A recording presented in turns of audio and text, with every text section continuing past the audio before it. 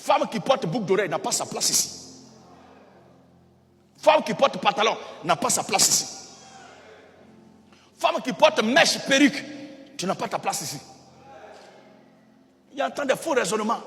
Non, moi, je travaille chez le président. Là-bas, on me dit de mettre mèche. Si on te donne la viande de l'homme à manger, là, tu vas manger. Mais ici, là, c'est pas chez le président. C'est le travail qui te contraint à porter mèche, non? Ici, là, tu es venu au travail. Si c'est une personne qui vient d'arriver pour la première fois, la Bible dit, tel que tu es, tu viens, le Seigneur t'accepte. Mais après avoir écouté l'évangile, pris ton baptême, tu dois te conformer maintenant à la parole de Dieu. Je dis, si tu viens pour la première fois, tu as porté string, tu as porté mèche, tu as porté boucle d'oreille, tu as fait tout, il n'y a pas de problème. Parce que Jésus a sauvé les prostituées. Amen. Jésus a sauvé des soulards. C'est pas quand ils ont arrêté de boire là qu'il les a sauvés. Même il y a une prostituée, elle a pris l'argent de prostituée, elle a payé parfait pour moindre les pieds de Jésus. Il n'a pas refusé.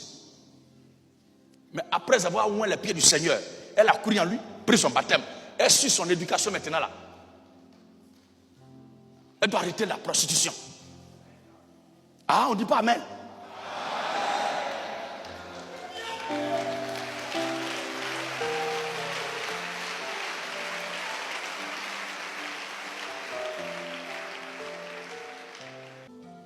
Au portier et au diacre, toutes les femmes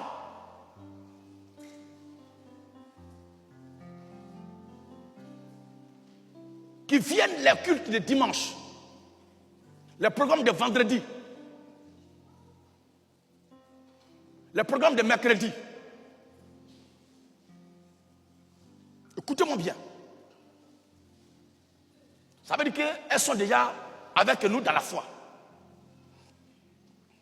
Si vous voyez une venue dimanche ici, avec mèche et perruque sur la tête, dites-lui de retourner chez elle. On ne peut pas prêcher la parole de Dieu et sauter de parti. Que la femme ne se parle ni de tresse ni de... Elle n'a qu'à rester à la porte. Si les mèches les tiennent à cœur, la Bible dit, là où il y a ton trésor, c'est là qu'il y a ton cœur. Si c'est les mèches qui ont leur trésor, elles vont porter mèche là pour venir. Alors on va leur dire de suivre mèche. Si c'est Christ, Dieu qui est leur trésor, elles vont suivre la parole de Dieu. Le voile de la femme, c'est sa chevelure naturelle. Une femme qui vient ici pour la première fois, laissez-la. Mais comme on se connaît entre nous, on connaît nos soeurs, tu as pris ton baptême, on a prié une fois, deux fois, on va jusqu'à dans un an maintenant. Et puis tu as venu ici avec un mèche sur tête, perruque. Et non, je travaille chez Niaouré. Là-bas, on m'a dit de porter mèche. Mais ici, là, c'est chez Niaouré. Ici, c'est la maison de prière du Seigneur. Et quand on vient ici, là, on vient dans l'esprit de rendre gloire et remerciement à Dieu et lui exprimer notre reconnaissance.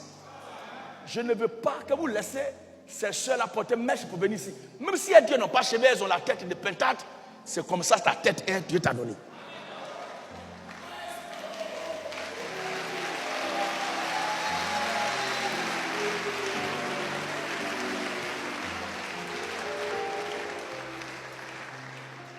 Faut pas les gens me dire, dans l'église de Gédéon là-bas, les femmes portent mèche, elles portent bout d'oreille, elles portent... Ce n'est pas dans l'église de Gédéon, hein, mais il y a des femmes qui viennent dans l'église de Gédéon. Qui ont bout d'oreille, qui ont mèche, qui ont pantalon. Voici ce qui est juste. Ce n'est pas dans l'église de Gédéon. Mais il y a des femmes qui sont venues dans l'église de Gédéon. Dans la parole de Dieu, il interdit à la femme de porter pantalon, de porter mèche, de porter bout d'oreille. Et ces conneries-là. Arracher les cils là pour mettre crayon. Donc Dieu qui t'a donné les cils là, il ne sait pas ce qu'il a fait.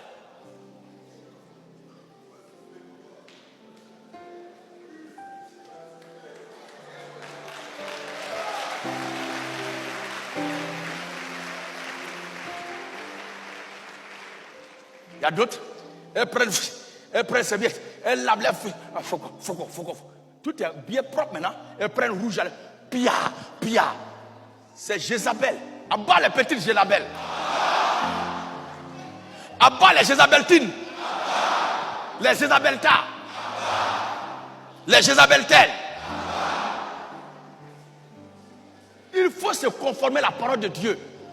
Et nous les chrétiens, écoutez-moi bien frères et sœurs. Le groupe mis à part, le reste pour lequel le Seigneur est venu là, quand nous recevons l'évangile, quand nous recevons la lumière, quand nous recevons la grâce de Dieu, quand nous recevons la vie éternelle, quand nous recevons le salut, nous vivons comme si nous sommes en train de vivre notre première et notre dernière journée de chrétiens sur la terre des hommes. Parce que le Seigneur peut venir à tout moment. Mais en venant aujourd'hui, dans quelles conditions il te trouvera? C'est pourquoi tu dois te mettre en tête. Dès que la lumière de Dieu t'a visité et que Dieu t'a démontré, il t'a révélé, il t'a prouvé, il t'a montré, il t'a révélé, enseigné que tu fais partie du reste pour lequel il est venu, tu dois soigner ta façon de faire en sorte que tu sois taillé à l'image de la parole du Seigneur Jésus-Christ. Pour que même s'il vient aujourd'hui, s'il vient cette nuit, s'il vient demain, s'il vient après-demain, à n'importe quel moment il vient, tu dois être prêt à partir avec le Seigneur.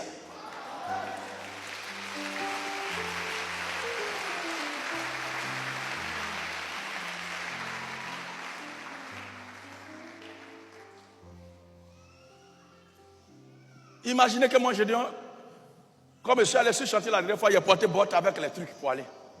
Et puis chapeau. Ce matin, il vient au culte et puis il porte même botte là avec le chapeau. Et puis il habille cowboy des chantiers là. Et puis il vient ici. Et puis on me demande, mais pourquoi? Non, comme au chantier là-bas, c'est ce qu'il faut porter pour aller là-bas là. C'est pour ça qu'il est porté pour venir. Le temple là, c'est un lieu de chantier. Vous donnez des raisonnements qui vous condamnent. D'autres mes attaches Modibo, c'est devant le temple, on les interpelle, et puis elles en aiment foulard là, ou bien elles en aiment perruque là, et puis elles peignent les cheveux. Pécheresse. Pécheresse. Quand on entend la voix de Dieu, on doit se ranger. Quel que soit ton accoutrement, ton habillement, dès que Dieu dit que tu es nu, il faut lui demander qu'est-ce que tu dois me faire porter. Il ne faut pas dire que je suis habillé comme ça. Non. Entre toi et Dieu, tu vois plus clair. Mais Dieu dit que tu es mal habillé. Demande à Dieu comment il doit m'habiller maintenant.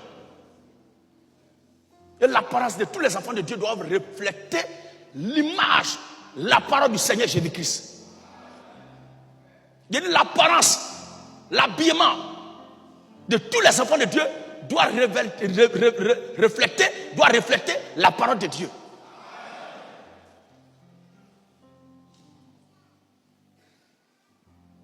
Même dans un travail, on dit comme ça. Tu portes ta robe pour aller à l'école. Mais tu t'habilles comme une vieille femme. Oui, je suis une vieille femme parce que mes origines remontent aux temps anciens. Tu es vieille ou bien tu es jeune là. Tu es jeune pour qui? Si ton mari dit que tu es belle, tu es mignonne, tu es bien habillée, c'est terminé. C'est le plus important. Non, quand je porte ça là, tout le monde n'apprécie pas. Tu es la femme de tout le monde.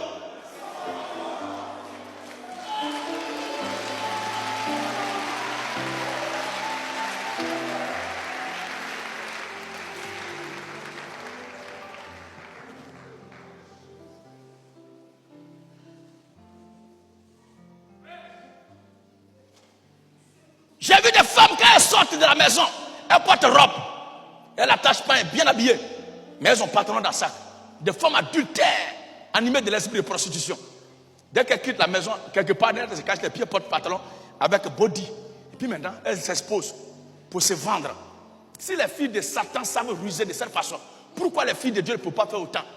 C'est au travail là-bas, on t'a dit de faire telle chose. Dès que tu quittes, net, rentre dans les toilettes, tu te mets dans ta tenue propre avant de quitter le service pour rentrer.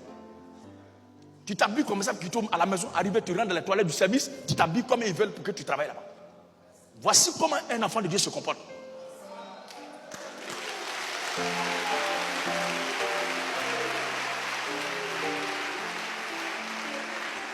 Et Dieu qui est Dieu, il sait que ce n'est pas toi qui as voulu faire ça, mais ce sont les contraintes du service. Tu peux pas faire autrement. Parce qu'il y a certaines situations qui sont les contraintes. Mais ce qui est une contrainte là-bas, tu dois faire de ça maintenant ton habitude. Et c'est ça que tu viens poser dans la maison de Dieu. Désormais, femme qui a mèche, perruque, boucle d'oreille, avec les trucs des ammanamana là, mettez-les dans la porte de partir à la maison. frère aussi, tout frère qui porte débardeur avec un shot, mettez-le le Dieu, il n'a qu'à les faire foutre.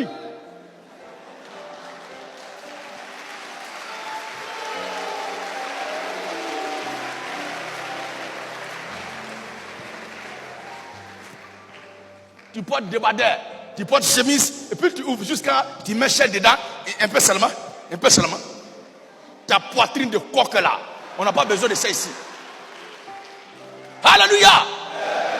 Il y a un seul qui a donné sa poitrine pour nous sauver, c'est le Seigneur Jésus-Christ.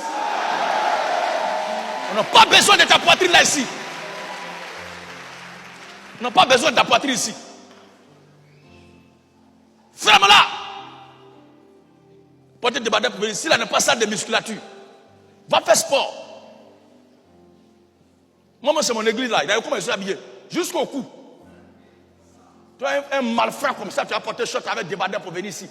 Ou bien porter chemise et puis tu vas ouvrir le bouton là. Ça va arriver ici. Un peu seulement. Tu n'es rien. Tu n'es rien. Tu n'es rien. Tu n'es rien. Ici là c'est Christ ou rien.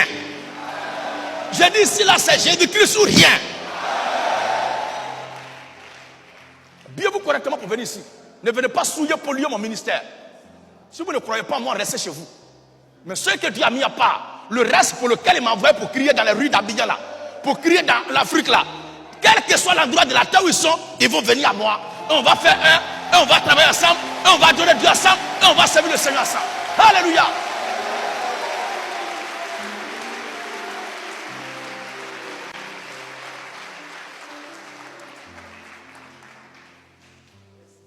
Le Seigneur a dit à l'apôtre Paul, il ne faut pas t'inquiéter. As-tu oublié déjà ce qui s'est passé au temps d'Élie, le Tishbite? Mais quelle réponse Dieu lui fait-il? Quelle réponse Dieu donna à Élie? Je me suis réservé. Je me suis réservé 7000 hommes. 7000 hommes. Qui ne pouvaient fléchir genoux devant Baal. Qui ne pouvaient fléchir genoux devant Baal. De même aussi. De même aussi. Dans le temps présent. De même aussi. Dans le temps présent. De même aussi. Dans le temps présent. Dans le temps présent. Il y a un reste. Il y